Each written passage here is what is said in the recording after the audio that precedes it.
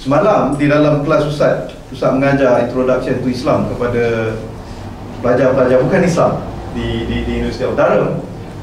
Siapa ni? Jadi antara tajuk perbincangan kita semalam ialah tentang the life hereafter, kehidupan selepas. Jadi dalam kelas Ustaz tu Kristian seorang, yang Muslim itu tidak beragama seperti mana ramai orang Eropah yang lain. Jadi bila nak cerita tentang life hereafter ni, kita masuk terus tajuk tu, dia tak akan dapat appreciate. Jadi Ustaz katakan perlu untuk mereka memahami, kalau dia tengok orang Islam, dia tengok bagaimana orang Islam bekerja, bagaimana orang Islam berjihad untuk memerdekakan negara, bagaimana orang Islam berniaga, bagaimana ada ekonomi Islam, bagaimana ada sistem pendidikan Islam, ada hijab, kan? Konsep-konsep ini tak akan kita fahami kecuali kita faham worldview. Tahu worldview? Bagaimana kita melihat dunia itu, bagaimana kita menafsirkan realiti ini. Jadi pada Ustaz, sebagai umat Islam, kita melihat dunia dengan paksi tauhid, dengan paksi keesaan Tuhan itu. Apa ni, kalau bagi orang sosialis contohnya, dia melihat dunia itu dengan kacamata dialektik materialism. Kan pernah dengar kalau Marxis, yang itu mendekatkan mereka dengan golongan atheist, dan itulah titik tolaknya.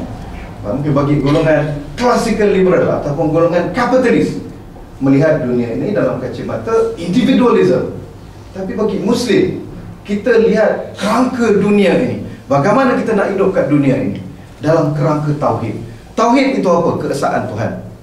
Saya ceritakan dengan budak-budak anak muda saya kata keesaan Tuhan. Tauhid ini berbeza dengan monotheism. Monotheism percaya kepada satu teis, kepada satu Tuhan. Ateis, no Tuhan. Kan? Apa? Ateis, monotheis, satu Tuhan. Lagi apa?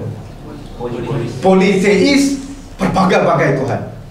Ada lain teis lagi? Okey, tak apa. Abang pula.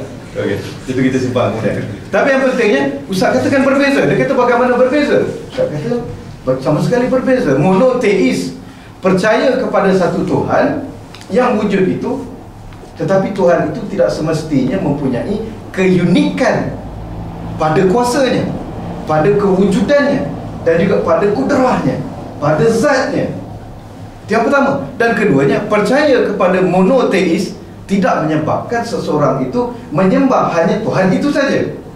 Contoh terbuktinya bagi orang-orang Mekah, mereka percaya, mereka monoteis, percaya kepada satu Tuhan. Wala in sa'atahum man khalaqas samawati wal ard la yaqulunna Allah.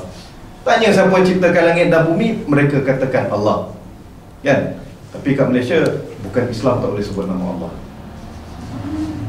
Abu Jahal pun tanya siapa Tuhan, dia akan sebut Allah. Ini nanti Dr. Serikan kurang lebih lanjut kerana dia terlibat langsung dengan isu di Malaysia ini. Tapi penting kat sini ialah mereka percaya kepada Allah itu. Mereka monoteis. Tapi bagaimana mereka pagan, Ustaz? Sedangkan sejarah merakamkan mereka pagan, Quran merakamkan mereka pagan, bukan kerana kepercayaan mereka kepada Tuhan itu pelbagai, tetapi ibadah mereka itu kepada Tuhan yang pelbagai.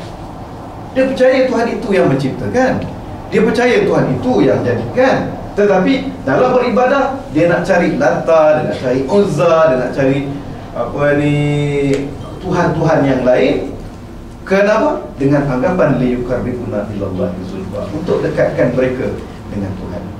Jadi Ustaz kata ini yang membezakan tauhid dengan monoteisme.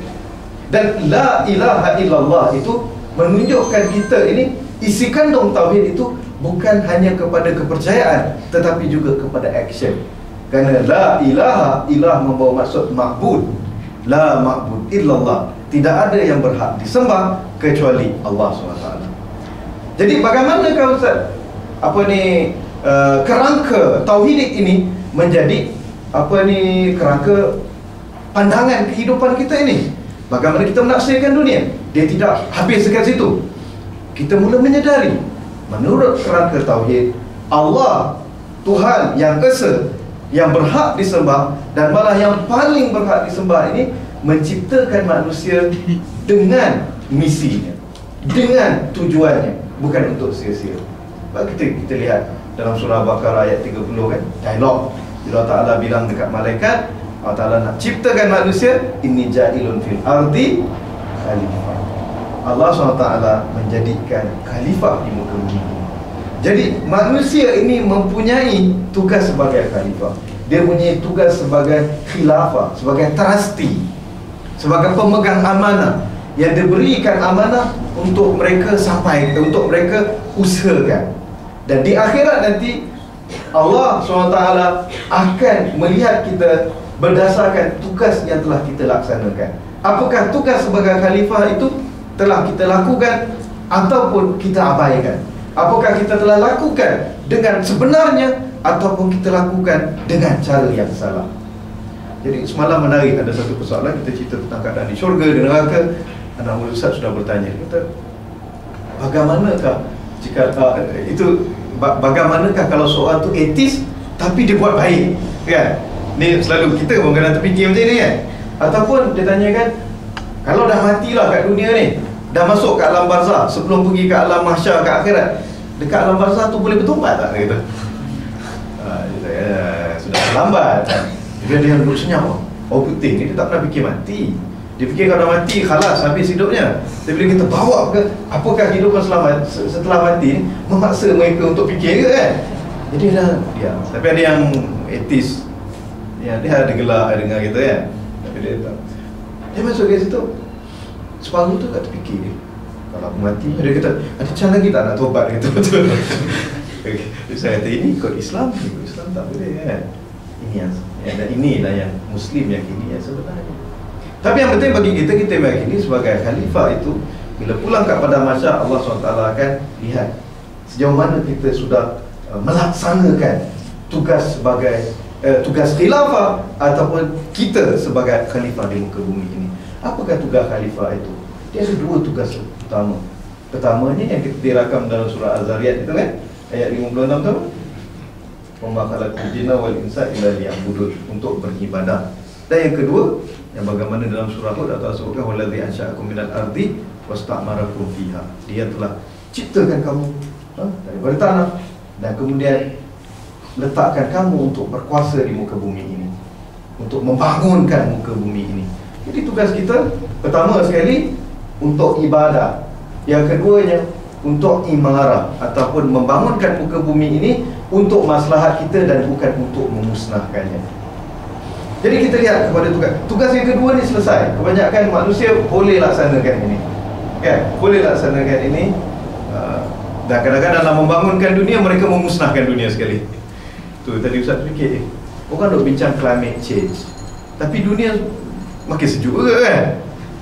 Jadi timbul persoalan kalau di di department Ustaz, department politics, government dan international affairs, politik.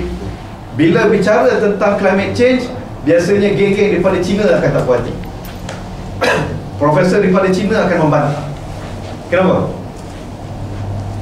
Sebab isu climate change adalah isu yang dimainkan oleh negara-negara barat, terutamanya Amerika, untuk menghalang pembangunan di Asia.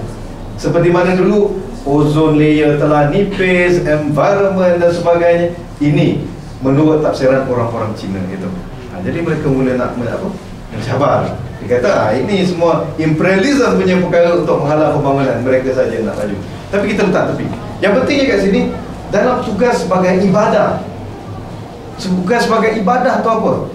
Orang terbayang, adakah Ustaz clearkan kepada anak-anak murid itu, apakah ibadah itu difahami dengan ritual? Ustaz kata bukan.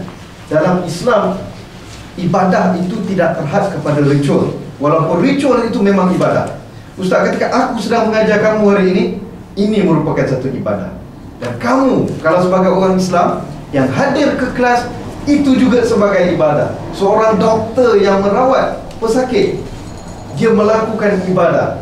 Seorang pesakit yang pergi untuk dirinya dirawati, juga merupakan ibadah. Saya memakai smart, merupakan sebagai ibadah, kan?